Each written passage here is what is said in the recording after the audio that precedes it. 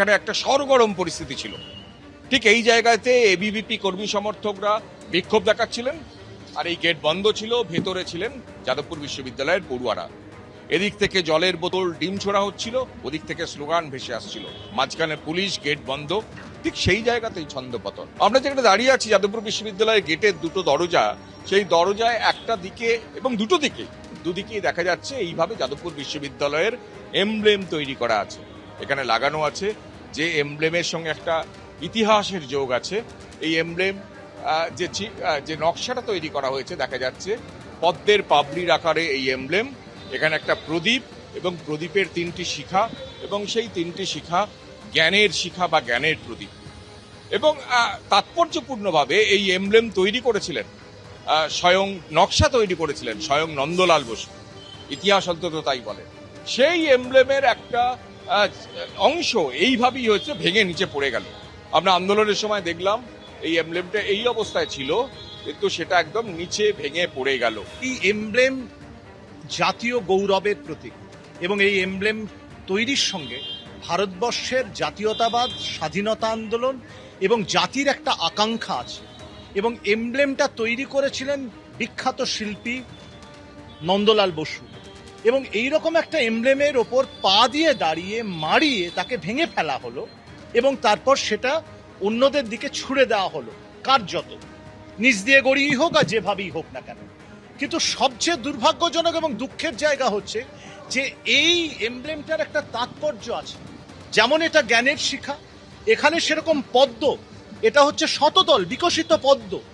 এর সঙ্গেও জড়িয়ে আছে আমাদের এই পদ্ম ফুলের সঙ্গে আমাদের আবেগ, সম্মান, ভালোবাসা। এই এমব্লেমের সঙ্গে একটা ট্র্যাডিশন, ঐতিহ্য জড়িয়ে আছে। আশ্চর্য লাগছে যে পদ্ম ফুল আমাদের দেশের জাতীয় ফুল, যে পদ্ম ফুলের সম্মান নানা অর্থে আমাদের শাস্ত্র এবং সংস্কৃতিতে আছে, তাকে পদদলিত করছে কারা? এবিভিপি নামের একটা ছাত্র সংগঠন। তাকে ভেঙে ফেলছে কারা? পা দিয়ে মারাচ্ছে কারা? ফলে এটা আসলে আমাদের ঐতিহ্য, আমাদের পরম্পরা, বিজেপির প্রতীক ও পদ্ম। এবং পদ্ম ফুল এক অর্থে এটাও ঠিক যে সেটা বিজেপির প্রতীক। তাকে পদদলিত করছে, মারিয়ে ফেলছে। একটা এমব্লেম শুধু যাদবপুরে যিনি পড়েছেন বা পড়ছেন বা যাদবপুরের সঙ্গে জড়িত তার সঙ্গে সম্পর্কযুক্ত নয়।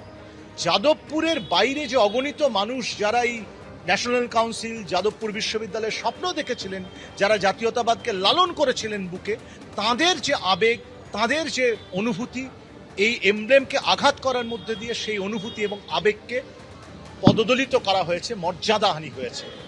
আমার বিশ্বাস যে প্রশাসন, সরকার নিশ্চিতভাবে এই অপরাধের বিচার করবে। সারা রাত তাণ্ডব চলবে। গতকাল রাতে কেপিসি হাসপাতালে আহতদের দেখতে গিয়ে এই হুঁশিয়ারি দিয়েছিলেন যাদবপুরের বিজেপি বিধায়ক শর্বরী মুখোপাধ্যায়। পাল্টা প্রতিক্রিয়া দিয়েছেন সৃজন ভট্টাচার্য। কি মনে করছেন আপনারা এই ইউনিভার্সিটিটাকেই নকশাল এবং দেশ বিরোধী শক্তি, মাওয়িস্ট এবং এদের দিয়ে আপনারা ভর্তি করে রাখবেন? ভেবেছেন? এটা কোথাও চলবে না, এটা বলে রাখলাম। আমি সৃজন ভট্টাচার্যকে বলছি, অলিভ দাস, রহমান মল্লিক, অনির্বাণ, সাগ্নিক সরকার, এদেরকে যদি 1 ঘন্টার মধ্যে যাদবপুর থানায় সারেন্ডার না করান, সৃজন আপনাকে বললাম আমি কিন্তু যেখানে লুকিয়ে আছে সেখান থেকে টেনে বার করব। সারা রাত তাণ্ডব চলবে আজ। ইঞ্জিনিয়ারিং ফ্যাকাল্টির কিছু ছাত্র তারা নিজেদের মধ্যে সভা করছিল, সেখানে এবিভিপির গুন্ডারা ঢুকে পড়ে প্রভোকেশন তৈরি করার চেষ্টা করে, অশান্তি তৈরি করার চেষ্টা করে। দুই পক্ষের মধ্যে বচসা হয়। এখানে এসএফআই কোথাও ছিল না। যাই হোক, ছাত্রদের মধ্যে বচসা অনেক সময় হয়ে থাকে। তারপর শুনছি বিজেপির গুন্ডারা নাকি ঢুকে পড়েছে এবং তারা গিয়ে নাকি ভাঙচুর চালাচ্ছে ক্যাম্পাসের ভিতরে। আরও হাস্যকর হলো, যাদবপুরের বিধায়িকা তিনি হঠাৎ চোরের মায়ের বড় গলার মতো করে যারা গুন্ডামি করলো তাদের প্রোটেক্ট করার জন্য কোথায় গিয়ে জানি দেখছি মিডিয়ার সামনে সুজন চক্রবর্তী বা আমার নাম করে চিৎকার চেঁচামেচি করছেন। আরে এত ভয় কিসের গণতান্ত্রিক প্রক্রিয়ায়? যদি এত অপছন্দ হয় যাদবপুরকে, ছাত্র ভোট ঘোষণা করুন না। এই মাঝরাত্রিরে গুন্ডামি করার দরকার কি এত? এগুলো আসলে আপনারা যাদবপুর চত্বরে অস্থিরতা তৈরি করার চেষ্টা করছেন। এবিপি আনন্দ, এগিয়ে থাকে, এগিয়ে রাখে।